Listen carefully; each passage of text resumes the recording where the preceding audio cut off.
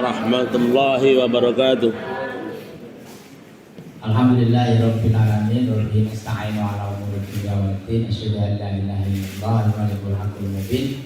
Wa asyhadu anna Muhammadar Rasulullah shallallahhu alaihi wasallam. Allahumma shalli wa sallim ala nabiyil karim sayyidina Muhammadin wa ala alihi wa ashabihi ajmain.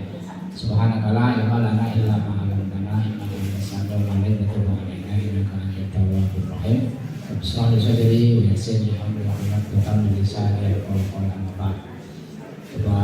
Ketua BMT Pak Toto yang menghormati Pak Sekretaris, para manajer, para pengurus dan keluarga besar BMT Samandri yang berkati Allah, bersyukur kita panjatkan kepada Ilahi Rabbi waktu ini bisa bertemu muka berjabat hati untuk acara bulanan koordinasi. Semoga ini mendatangkan berkah dari Allah Subhanahu wa Ta'ala. Amin ya Allah. Berkah untuk kita pribadi, berkah untuk BMT, juga berkah untuk keluarga kita masing-masing. Salawat salam kita aturkan kepada Rasulullah Muhammad Sallallahu Alaihi Wasallam, panutan kita yang kita ikuti sunnah-sunnahnya, kita ikuti ajarannya semampu kita. Saudara sekalian, tadi saya mencapai 2 lantai. Wah mantap, ya. Alhamdulillah, berkah. Ini menarik ini. Yang pertama, yang pertama itu mantannya cantik banget. Wih, cantik banget. Tapi kakungnya itu wireng. Jadi, ya, tak rasanya tapi ini kan saya nggak nyebut nama, jadi hanya pelajaran saja. Menarik, jadi hari ini itu menarik. Jadi sing itu ayu biar. Sing lanang ireng. Sing lanang wireng guru temen. Ning sugih. Enggak tahu. Enggak tahu. Nah, ganti jami bapak, yang jadi bapak semua alhamdulillah. Itu podo nangis sih. Nangis. Jadi kita nggak tahu nangisnya nangis apa. Nangis menyesal atau nangis gembira.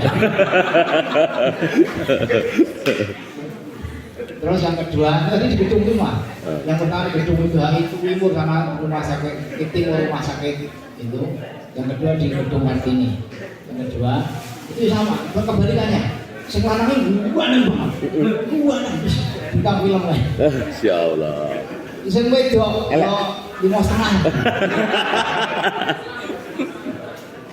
Lah, iki aneh lah. Wah, no, jaga. Ini nangis kabeh. Bari jam nangis kabeh. Mulai iki. Nah, nangis mungkin gembira atau menyesal kayaknya enggak tahu. Nah, apa tahu pelajaran dari sini? Yang pertama gini. Ini tadi kan akad nikah. Nah, dalam hal transaksi ekonomi itu memang nahkumu bizawahir. Kami hanya menghukumi sesuai dengan fakta otentiknya apa. Faktanya yo pokoknya dijabi kabeh ditakoki iya udah pokoknya kuwi mbuh ning atine awake aku gak ngerti. Apa seneng tenan, apa kepeksa, mbuh. Itu ya misalnya. Urusannya nggak ngerti. Kenapa? Memang dalam kaidah fikih itu nahkumu bizawahir. Kami hanya menghukumi zohirnya. Zohirnya apa? Zohirnya mau. Zohirnya apa? Zohirnya berkasnya komplit. Sama juga kita dalam keseharian, dalam berekonomi syariah itu tuntutan kita itu nahkumu bin zawahir. Kami hanya mengikuti zohirnya, akadnya secara zohir gimana. Kita nggak perlu sampai kepada hati, ya. Karena apa? Memang nggak ngerti hati seseorang. Faktanya kayak apa? Jadi bukti fisiknya kayak apa? Kalau itu sebagai agunannya bukti fisiknya kayak apa? Kepemilikannya siapa? Nah, tetapi karena ini bisnis itu penuh dengan pertarungan itu kan sering 4 lipat. Faktanya itu BPKB benar, ternyata hapus. Bodong. Itu kan di luar jangkauan kekuatan kita. Di luar jangkauan kita. Faktanya dia ketika tanya nanti siap bulan ya sekian langsung siap. Ya. Tapi ternyata tebuang burine meleto. Nah, bahkan mungkin dia sejak awal itu sudah berniat. Lah, Pokoknya aku baru wis ngemplang wis kurang ngene umat kok aku ya umat. Wih. Biasanya yang umat, aku ya umat. Nah mungkin dia seperti itu. Maka dalam hadis Nabi, siapa yang berhutang dengan niat ngemplang, maka fakot saroko, maka dia telah mencuri. Dia telah mencuri. Karena apa? Ya status utangnya itu secara faktual kita memang menghutangi dia pembiayaan, tetapi secara rohani dia itu pencuri. Itu di mata Allah. Nah, kita tidak dituntut sampai kepada menyeleksi hati mitigasinya. Cuma Allah Subhanahu wa taala juga memberikan kita hati.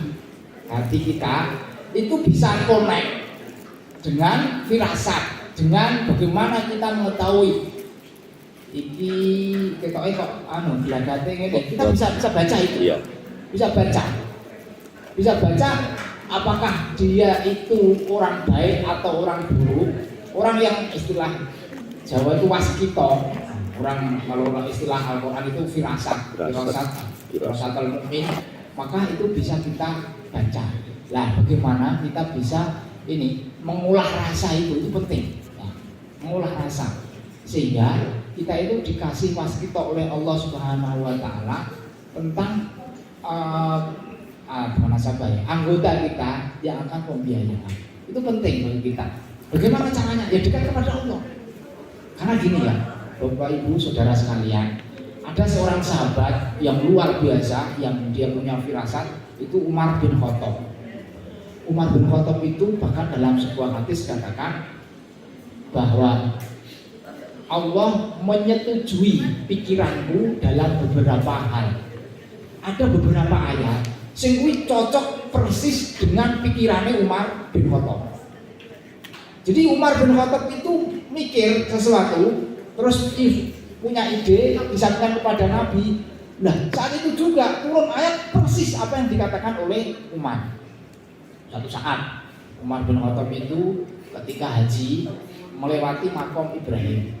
Nah dia bilang kepada ya Rasulullah, apa enggak sebaiknya ini makom Ibrahim ini untuk kita tempat sholat? Karena istimewanya Ibrahim, makom itu steger, jadi bekas ance-ance Nabi Ibrahim ketika bangun Ka'bah. Nah kemudian langsung turun ayat wattakhidhu min maqami Ibrahim musholla, dan jadikanlah makom Ibrahim itu tempat sholat. Langsung, jadi pikirannya Umar itu cocok sama firman Allah, bukan pikirannya Allah ya, bukan pikiran, tapi pikirannya Umar baru punya ide, langsung Allah turun ayat sama persis. Ada lagi suatu saat ketika habis perang Badar. Perang Badar itu kan banyak tawanan, ada 70 tawanan. Para sahabat kan diminta oleh Rasulullah, ini apa dikampake di para tawanan ini. Mawon ya Rasulullah, kita kan lagi banyak orang miskin, suruh nembus tebusan aja, suruh bayar. Terus ada yang punya aja, yang Peter suruh ngajari, ada yang macam-macam. Tetapi Umar punya ide, ya Rasulullah, pateni kabeh. Gitu. Dan itu turun ayat yang memang suruh membunuh. Jadi tawanan perang Badar itu karena memang dia dengkinya kepada Rasulullah biasa, akhirnya dibunuh semua. Idenya Umar cocok dengan firman Allah. Ada lagi suatu saat ada orang-orang Yahudi tanya kepada Umar, "Hai Umar, itu temanmu Muhammad itu katanya itu bersama malaikat saya benci banget temannya temanmu itu." Jadi artinya temannya Rasulullah itu kan malaikat Jibril. Artinya apa? Orang Yahudi itu saya benci banget dengan Jibril itu. Kenapa dia menurunkan wahyu kepada Muhammad, bukan kepada kita orang Yahudi? Maka langsung turun ayat langsung. Man kana aduwwa lillah wa malaikatihi wa rusulihi wa Jibril wa Mikail fa innallaha aduwwul kafirin. Siapa yang musuhnya Allah, musuh malaikat, musuh Rasul, musuhnya Jibril, Mikail, maka Allah musuhnya orang-orang kafir. Dan banyak lagi. Nah, kenapa Umar bin Khattab bisa seperti itu? Firasatnya, kecerdasannya. Ya, karena beliau itu takwanya luar biasa kepada Allah Subhanahu wa taala. Sampai suatu saat ketika Umar bin Khattab itu khutbah Jumat, itu dia tuh nyeleweng dari tema khutbahnya. Kamu khutbah tentang zakat, tapi tiba-tiba, hei Syariah, jibal, hei Syariah, ayo munggah gunung, ayo cepat, ayo munggah gunung. Ya jamaah ayo bingung. Iki ngono iki mau masalah zakat atau saya ini kondo munggah gunung tak piye. Dia bingung itu. Ternyata apa? Ternyata Umar bin Khattab itu ngasih komando panglimanya yang ada di Syam, yang ratusan kilometer dari Madinah, supaya mereka itu naik gunung. Itu di komando itu pasukannya Syariah. Jadi Syariah itu panglimanya. Nah, itu suruh naik gunung. Coba bayangkan, dari Masjid Madinah bisa komando ratusan kilometer pasukannya yang ada di Syam. Kok bisa seperti itu? Connecting.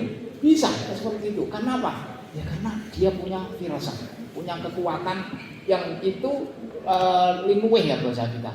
Yang memang oleh Allah Subhanahu wa taala dikasih. Maka di sini ada itaku firasatal mukminin. Hati-hati dengan firasatnya orang mukmin. Karena yang dulu bi'ainillah, dia itu bisa melihat dengan wajah Allah, dengan ain Allah, dengan mata Allah, dan masih banyak lagi. Nah, apa toh kerja kita? Apa kaitan dengan kerja kita? Ya, kita mitigasi tentang pembiayaan macet, mitigasi tentang penipuan, mitigasi tentang macam-macam itu SOP standarnya yang sudah kita pelajari. Oke, harus tetap SOP-nya jelas. Tetapi kita bisa mengasah hati kita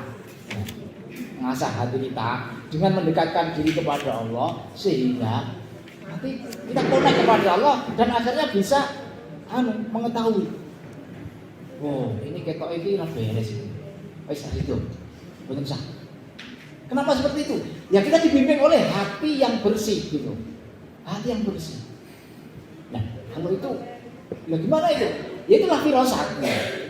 Itulah firasat.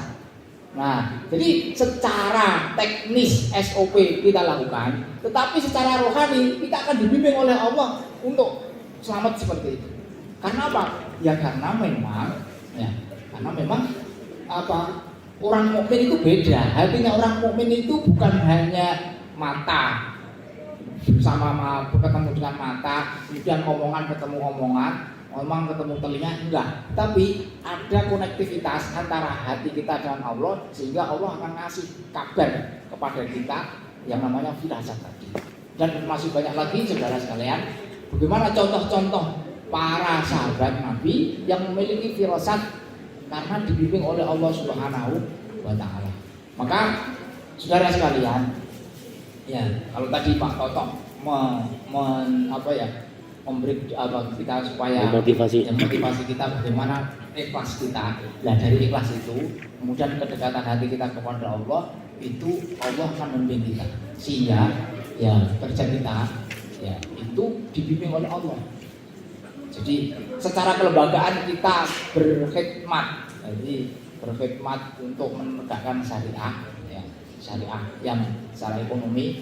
Artinya apa? Ya tugas kita itu kan memang amar ma'ruf nahi mungkar, yang kita dalam hal ini dalam hal ekonomi syariah semampu kita. Ittaqillah mastata'tum, fattaqullah mastata'tum, bertakwalah kepada Allah sak kuwate, ya, sak kuwate. Jadi sak iso-isone.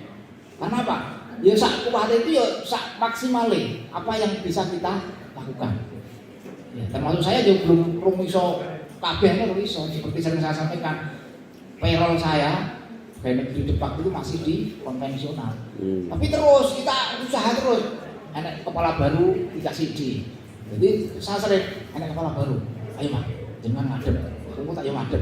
Oh, nek sing kita ngadep bolak-balik ngokek. Ora terus oh ya iki ada ide ini loh. Terus saya nulis disampaikan terus gitu. Akhirnya apa? Ya mulai sedikit. Sekarang yang istilah remunerasinya di bank syariah. Mulai. Alhamdulillah. Sithik. Soalnya apa? Dan nek pindah kabeh, hijrah kabeh lah utangnya jadi 400 miliar. Utangnya pegawai iki. Oke, bisa kabupaten ya. Jadi nek konvensional utangnya 400 miliar tadi. Masyaallah. Masyaallah. Lah kan dijebol kabeh ora gelem to ya. Mesti banget. Makanya dimulai sithik-sithik ya. Sithik. Kok nek buat kabeh mungkin bisa langsung. Ya gitu. Artinya apa? Ya ikhtiar kita, ittaqullah mastata'tum. Ya, terus itu. Karena apa? Ya itu kan terkait hajat hidup orang banyak. Ya pegawai Kementerian Agama kabupaten kan ribuan. Guru-guru itu kan banyak kan kabupaten itu. Nah, dan itu ternyata ya tidak gampang untuk langsung hijrah ke bank syariah, tidak gampang, tidak semuanya bisa. Makanya ya terus dicicil, terutama ya remunerasi dulu ke situ. Musim gaji masih di bank konvensional. Ya suatu saat ya semoga aja bisa langsung hijrah semua. Amin. Nah kita juga begitu saudara sekalian. Jadi dalam berekonomi syariah kita ya mas tatok sak kuwate ya ora sak isone ya. Sak kuwate sak isone aku ora pati iso Pak. Aku jadi jadi mas tatok itu sak kuwate ikhtiar kita, makanya terus update pengetahuan kita tentang apa yang kita lakukan setiap hari kerja kita. Nah, dengan niat ikhlas kepada Allah, dengan niat ibadah, loh itu luar biasa. Karena apa? Karena ini saudara sekalian, kalau tadi disampaikan oleh Pak Tato motivasi bahwa gini, saya sering motivasi kepada mantan itu gini. Dalam hal ibadah itu kan Allah Subhanahu wa taala itu ngasih waktu tertentu, namanya sholat. Inna sholata kanat anal mu'minina kita bermukuta. Sholat itu sudah ditentukan waktunya. Jadi sholat subuh sampai terbit matahari. Jadi ini sholat subuh, iya boleh. Sholat duhur, orang cakap waktunya ya belum boleh. Sampai kapan nanti? Maghrib kapan? Isya kapan? Artinya ada waktu tertentu. Isya apa? Puasa juga begitu. Kutiba alaikumusiyam, diwajibkan puasa itu fi syahri Ramadan, di bulan Ramadan. Haji juga begitu. Bahwa al-hajju asyhurul ma'lumat, haji itu pada bulan-bulan tertentu. Nah, ada satu ibadah yang itu bisa sepanjang masa, sepanjang hayat. Itulah berkeluarga, itulah menikah. Itulah menikah. Mula ijek sejumlah. Masih. Ada jenis ibadah. Sing kuwi esok sore awan bengi itu dadi ibadah. Mantap. Iya. Jadi esok sore awan bengi bendino kuwi iso kereken ibadah. Itu kan luar biasa. Luar biasa. Karena apa? Ya karena diniati ibadah. Jadi sabar dimesoni bojone ibadah gitu. Terus golek duit nyambut gawe kene ibadah karena golek nafkah untuk anak istri. Kompolan bayine itu ya ibadah dengan ikhlas. Ya, dan itu setiap saat setiap hari itu bisa ibadah. Lagi nesunan, yo ibadah. Kok iya? Ya aku sabar nesu. Itu ibadah. Padu, ya ibadah. Kok iso? Padu kok iso ibadah? Rabu terus. Iya. Ya yang penting gitu loh. Padu, iya. Ya. Karena itu apa asiknya orang berkeluarga yang anak-anak padu barang. Masuk Pak? Loh iya. Soalnya kok itu tuh asiknya dalam setiap saat itu jadi ibadah. Ya sama saudara sekalian. Anda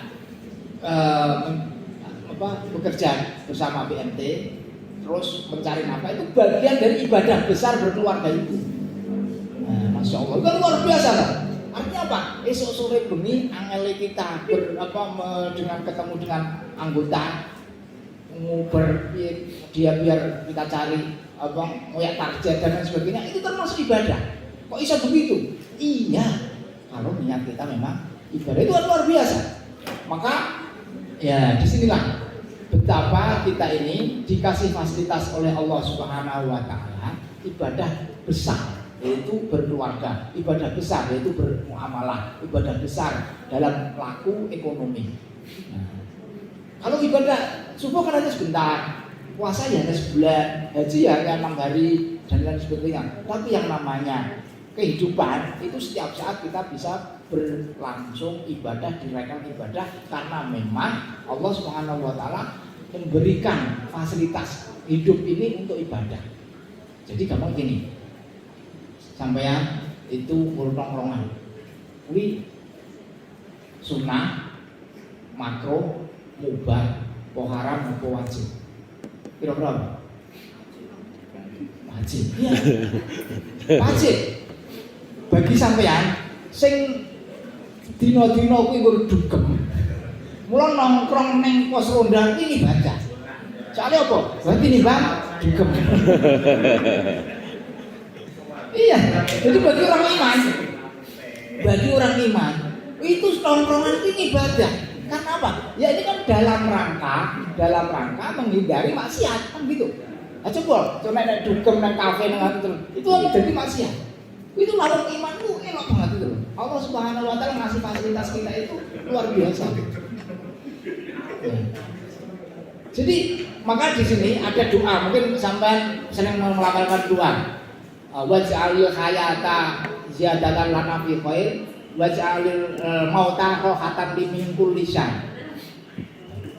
Ada kisah nyata. Ada seorang kiai suruh ngasih sambutan di tempat orang mati. Sing mati kuwi penjahat. Brengsek. Penjahat.